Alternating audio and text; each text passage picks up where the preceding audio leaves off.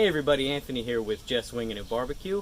On a few of my recent pictures and videos that I posted on my social media, I've gotten some comments and questions regarding how I keep my grill clean and what I do to do my regular maintenance. So I figured I'd do a quick video tutorial about how I personally clean my grill. I have my Grilla Grills Silverbac behind me, still covered up. It's been through about 3 or 4 cooks now, and it's about that time where I like to do my regular, not deep cleaning, but just regular cleaning before I go ahead and do my next long cook. So stick around, I'll show you exactly how I clean my grill, and let's just get to winging it. Alright everybody, so we have our Silverbac here all uncovered and ready to go, and as you can see it is quite dirty.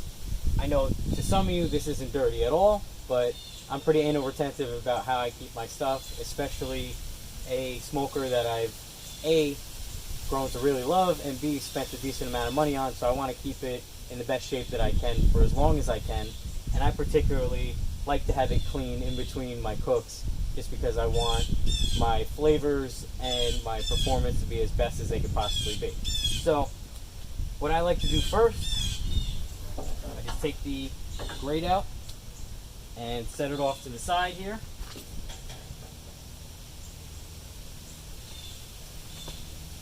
And what I'm going to spray that with is this Simple Green heavy duty barbecue cleaner. I picked it up at Home Depot, like $4 or $5. This stuff is awesome.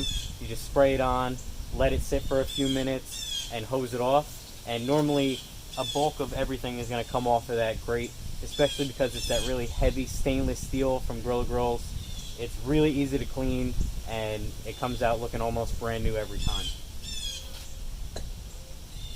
And I also have the accessory kit for my Silverbac. So I have the rack jacks, but they have this little notch here that works really well to scrape off that grate.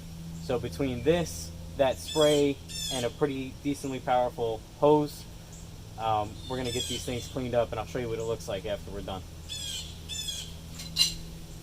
And as far as the drip tray here, that just pops right out.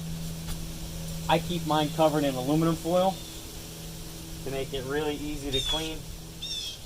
So I'll just peel that off, and just a little tip here.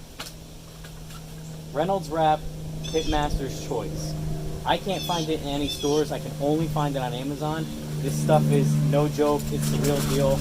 It's like twice as thick as their heavy duty stuff, and it is excellent. If you own a smoker, a grill, if you do any sort of outdoor cooking, excuse the plane out here, it's a little loud.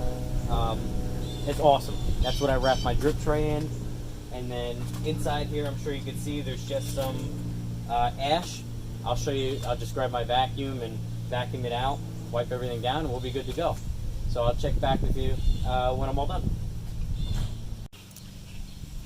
Alright everybody, while that Simple Green spray is doing its job and soaking on that grate, I'm just going to go ahead and show you quickly how I take care of the inside of my cooker. I have just an old Bissell vacuum that I use for my grill and for like cat litter and stuff, so I don't mind that ash is going to go into it. And it's just pretty straightforward. I just remove that firebox plate right there and just vacuum all the ash out. It's really nothing to it.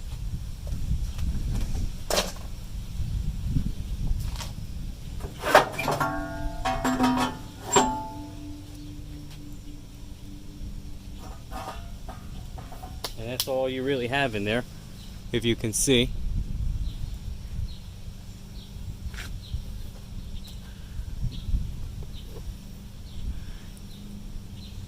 And we'll just give it a quick vacuum and show you what it looks like afterwards.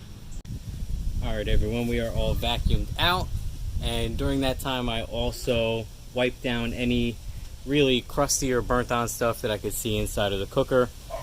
Just as long as everything's not covered in a whole bunch of stuff that's going to burn and make your food taste like crap, you'll be okay. So we're all vacuumed out. Oh, and I also just very gently cleaned the temperature probe on the inside there on the left. It's really important you keep that clean so you make sure that your computer board is going to be reading that internal temperature correctly so that you have proper cooking temperature. So I'm just going to go ahead and reinstall the heat deflector.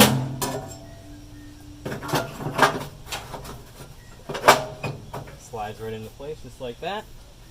And then I will throw in the drip tray that I had already put new foil on. Didn't really need to clean that at all. And while we were vacuuming everything out, the Simple Green did its magic on that grate, and we really had to do very little work to get it looking almost brand new. Of course, there's going to be some stuff that's really baked on there that will probably never come off except if you use like a jackhammer, but it's to the point where I'm satisfied with it. So we're just going to throw that stuff in there, and we'll show you how you quickly wipe down the outside, and we'll be all done.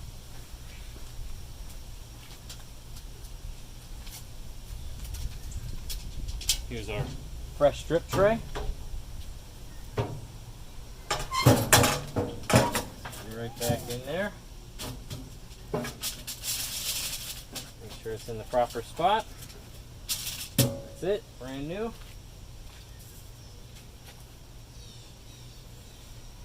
Here comes our cooking grate.